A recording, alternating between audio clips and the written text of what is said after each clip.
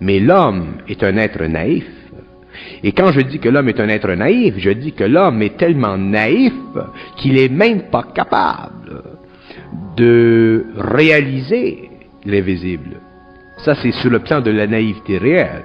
Mais il y a l'autre stage de la naïveté psychologique de l'homme, où l'homme n'est pas capable de voir à travers l'homme. Alors, si l'homme n'est pas capable de voir à travers l'homme, si l'homme n'est pas capable de voir lorsqu'il se fait mentir, si l'homme n'est pas capable de voir, de savoir, par sa propre intelligence à lui, si tel homme a effectivement le pouvoir de transmettre vers lui des énergies éthériques pour guérir son corps, comment voulez-vous que l'homme puisse faire confiance à des forces qui sont sur d'autres plans, dont il ne connaît pas l'origine, avec lesquelles il n'a pas de communication télépathique claire, avec lesquelles il n'a pas de lien vibratoire sympathique en dehors des lois karmiques, et ainsi de suite. C'est terrible la condition de l'homme. C'est ça que j'appelle l'ignorance. Souvent les gens s'offusquent parce que je dis que l'homme est ignorant, que je dis les hommes de la terre sont ignorants. Et souvent les gens me disent, ou ils vont dire, qu'est-ce qui se prend lui? Et c'est normal. Mais je suis obligé de le dire parce que si je ne le dis pas, qui va le dire? Ce n'est pas l'homme ignorant qui va dire qu'il est ignorant. Autrement dit, je pointe vers l'homme des conditions de vie qui ne sont pas susceptibles d'être approfondies par sa raison, parce que justement, il est en dehors de ce cycle qui permet à l'homme d'aller au-delà de la raison et de comprendre l'impossible comme faisant partie du réel et de réaliser que le possible n'est qu'une manifestation plastique dans la matière des lois de cette intelligence impossible. L'impossible, ça n'existe pas. L'invisible, ça n'existe pas. Ça existe quand tu ne vois pas. Alors l'homme est dans cette condition.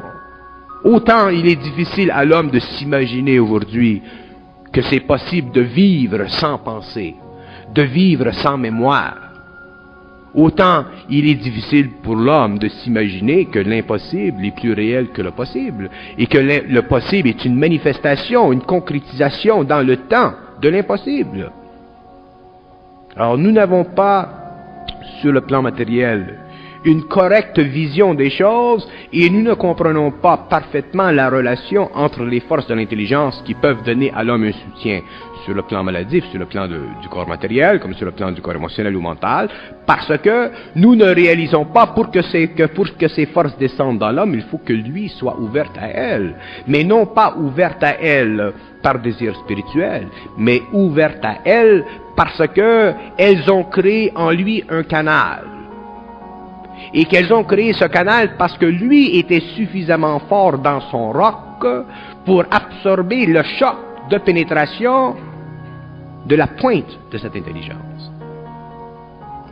Alors c'est ça la situation de l'homme. Ce n'est pas un problème de désir, ce n'est pas un problème de mise à côté, ce n'est pas que les masses mondiales sont mises à côté, c'est que les masses mondiales font partie d'une conscience mondiale qui n'est pas individualisée et individualisable. L'homme ne peut pas attendre les siècles à venir pour être bien dans sa peau, pour bien vivre sa vie. Parce que si l'homme attend les siècles à venir, il va attendre longtemps.